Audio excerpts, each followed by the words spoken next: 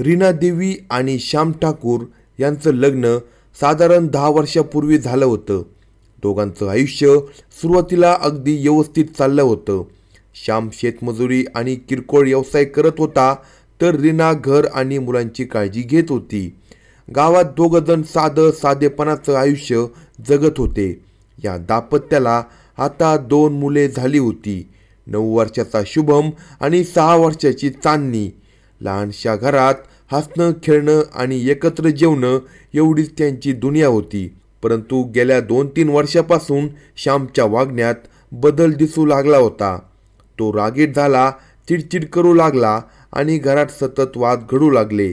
तो नेहमीच बायको रीनाला शिव्या देत होता, काही वेळा मारहाण करत होता. आपला नवरा असा का वागतो याचे कोडे काही तिला सुटत नव्हते. नाही म्हणता अलीकडे घरातील वातावरण जरा बदल झाला होता. नाही म्हणता घरातील वातावरणामध्ये जरा बदल झालाच होता. कारण तिच्या सासऱ्यांनी म्हणजे श्यामच्या वडिलांनी दुसरं लग्न केलं होतं. खरं तर त्याचं वय 60 वर्षे होतं. बायकोचे निधन झाल्यामुळे तो एकटा पडला होता. मुलगा श्याम आणि सून रीना त्यांची काळजी घेत होते, पण तरीही त्याने दुसरे लग्न करण्याचा निर्णय घेतला. घरच्यांना सुरुवातीला त्यांना विरोध केला, पण ते लग्नावर ठाम राहिले. त्याच्यापुढे कोणाचे काही चालले नाही. अखेर त्याने लग्न केले आणि घरात एक तरणीटाट 35 वर्षाची बाई आली. ती तिशीच्या श्यामची सावत्र आई आणि रीनाची सासूबाई झाली होती. सुरुवातीला श्याम सावत्र आईवर चिडून होता. त्या रागात तो घरात धुसफूस करत होता, पण हल्ली त्याचे वागणे बदलले होते. तो सावत्र आईशी चांगले वागू लागला होता, पण बायको रीनाशी मात्र भांडतच होता. हे तिच्या लक्षात आले. तिने पाळत ठेवली. श्याम अजून तिशीचा होता, तर त्याची सावत्र आई 35ची होती. बाप साठी पार केला होता. ती नांदायला आली, पण नंतर मात्र तिची नजर सावत्र मुलगा श्यामवर खिळून राहू लागली. तोच तर घरचा करता होता. त्याच्याशी जमून घेतले पाहिजे हे तिच्या लक्षात आल्याने ती त्याच्याशी आपुलकीने वागू लागली. शेतात तो काम करत असे तेव्हा ती हमखास त्याला गाठायची आणि बोलण्याचा प्रयत्न करायची. हळूहळू त्याची नजरही बदलत गेली. त्याची नजर तिच्या मांसल शरीरावरून फिरू लागली. दोघांची नजरानजर होऊ लागली. बोलणे वाढू लागले. शेतातील घरात ते दोघेच असायचे तेव्हा मस्करी सुरू झाली. ती त्याला बाजारातून साहित्य आणायला, घरातील आणि शेतातील कामे करायला सांगत होती. एकदा तो तिला म्हणाला, सगळं मला का सांगते? तुझ्या नवऱ्याला सांग की. त्यांना कसं जमेल या वयात? तुला सगळं करायला लागणार ना? काही जमत तर नाही, मग लग्न कशाला केलं? तो रागातच म्हणाला. तशी ती म्हणाली, त्याला काही जमत नाही हे तर मान्य आहे. आणि त्या ठिकाणी सगळे गुंडाळून ठेवून दोघेही नागवे झाले. माणुसकीला काळीमा फासत दोघांचा नांगाना सुरू झाला. त्याला आता केवळ आपल्या सावत्र आईला भोगण्याचा नाद लागला होता. संधी मिळेल तेव्हा तो तिच्यावर तुटून पडू लागला. बहुतेकदा दिवसा शेतातील घरात त्यांचा खेळ चालत होता. हा प्रकार हळूहळू त्याची बायको रीनाच्या लक्षात आला. रोज दिवसभर ते दोघे शेतातील घरात दरवाजा बंद करून असतात याची कुजबूज गावातही सुरू झाली. साहजिकच संशयाचे ढग जमा होत होते. या प्रकाराने घराची बदनामी होणार हे ओळखून रीनाने नवऱ्याला समजावून सांगण्याचा प्रयत्न केला.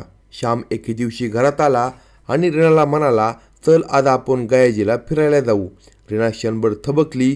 काही दिवसापासून घरात तणाव होताच, पण श्याम अचानक फिरायला बोलत होता. तिने मुलांना घरातच थांबवले आणि ते स्वतः त्यांच्याबरोबर निघाली. रस्त्यावर दोघांमध्ये फारशी बोलणी झाली नाही. रीनाच्या मनात शंका होती, पण ती शांत होती. संध्याकाळ होत आली होती. परतीच्या प्रवासात त्यांनी बंधू बिघा गावाजवळचा एक सुनसान रस्ता धरला. आसपास कुणी नव्हतं. आकाश काळवंडलं होतं आणि त्या अंधुक प्रकाशात श्यामने आपल्या खिशातून पिस्तूल काढलं. रीनाने काहीच न समजल्याने मागे वळून पाहिलं आणि क्षणार्धात गोळी झाडली गेली. आवाज झाला. एक क्षणभर शांतता पसरली आणि रीना जमिनीवर कोसळली. तिच्या कपाळातून रक्त वाहू लागले. ती काही क्षण धडपडली आणि स्थिर झाली. श्यामने तिच्या निर्जीव शरीराकडे एक क्षण पाहिलं. कुठलीही खंत, कुठलाही पश्चाताप नव्हता. त्याचं शरीर रस्त्याच्या कडेला ओढलं. हात पुसले आणि शांतपणे चालत तो गावाकडे निघाला. रात्री 9:30च्या सुमारास श्याम घरी पोहोचला. घरात शुभम आणि चांदणी दोघेही आईची वाट बघत होते. शुभमने निरागसपणे विचारलं, पप्पा मम्मी किधर है? श्याम थंड आवाजात म्हणाला, माँ चली गई है. एवढं बोलून तो गावातल्या सांस्कृतिक कार्यक्रमाला निघून गेला. मध्यरात्री 2च्या सुमारास तो परत घरी आला. मुलांनी पुन्हा आईबद्दल विचारलं. त्याने काही उत्तर दिलं नाही. शुभम रडू लागला. आवाज ऐकून शेजारी पाजारी धावत आले. लोक विचारपूस करू लागले. अचानक श्याम उठला. घराचं दार आतून बंद केलं. कपडा तोंडावर बांधला आणि मागच्या भिंतीवरून उडी मारून तो पळून गेला. त्याच्या या वागण्याने सर्वांना संशय आला. काहीतरी भयंकर घडलं हे नक्की, पण काय याचे उत्तरही लवकरच मिळाले. बुधवारी पहाटे 5:30च्या सुमारास काही गावकरी शेताच्या वाटेने जात होते. रस्त्याच्या कडेला त्यांना एका स्त्रीचा मृतदेह दिसला. कपडे रक्ताने माखलेले होते. चेहरा ओळखता न येण्यासारखा होता. कुणीतरी म्हणाले, ही तर रीना देवी आहे. गावात बातमी वाऱ्यासारखी पसरली. लोकांनी लगेच आत्री पोलीस ठाण्याला फोन केला, पण कुणी फोन उचलला नाही. अनेक वेळा प्रयत्न करूनही प्रतिसाद मिळाला नाही. शेवटी गावकऱ्यांनी थेट निमचक बथानीचे DSP सुरेंद्र कुमार सिंग यांना फोन केला. DSP काही वेळातच घटनास्थळी पोहोचले. त्यांनी पाहिलं, रीना देवीचा मृतदेह रक्ताच्या थारोळ्यात पडला आहे.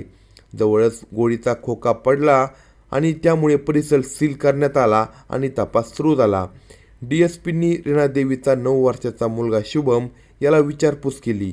शुभमने सांगितले की 1 आठवडा आधीच त्याच्या वडिलांनी घरात पिस्तूल आणलं होतं. तेव्हा आईने विचारलं, हे काय आहे? तेव्हा वडील संतापले. त्यांनी आईला मारलं आणि म्हणाले, याचं जे करायचे ते मी करेन. हे सांगताच शुभमचा आवाज थरथरत होता. पापा ने उसी पिस्तौल से मेरी मम्मी को मार दिया, असं त्यानं पोलिसांना सांगितलं. त्या मुलाच्या निरागस पण जखमी डोळ्यातून त्या रात्रीचं सर्व सत्य बाहेर आलं. तिकडे श्याम ठाकूरने आपली सुटका करण्यासाठी थेट रेल्वे स्टेशन गाठलं. त्याने ट्रेन पकडली आणि धनबादकडे रवाना झाला. दरम्यान पोलिसांनी त्याचा मोबाईल नंबर ट्रॅक करायला सुरुवात केली. लोकेशन धनबाद रेल्वे जंक्शनवर मिळताच रेल्वे पोलीस आणि गया जिल्हा पोलिसांनी संयुक्त छापा टाकला. काही तासांच्या प्रयत्नानंतर श्याम ठाकूरला अटक करण्यात आली. DSP सुरेंद्र कुमार सिंग यांनी दिलेल्या माहितीनुसार आरोपीने पळून जाण्याचा प्रयत्न केला, पण आम्ही त्याला धनबादमध्ये पकडलं.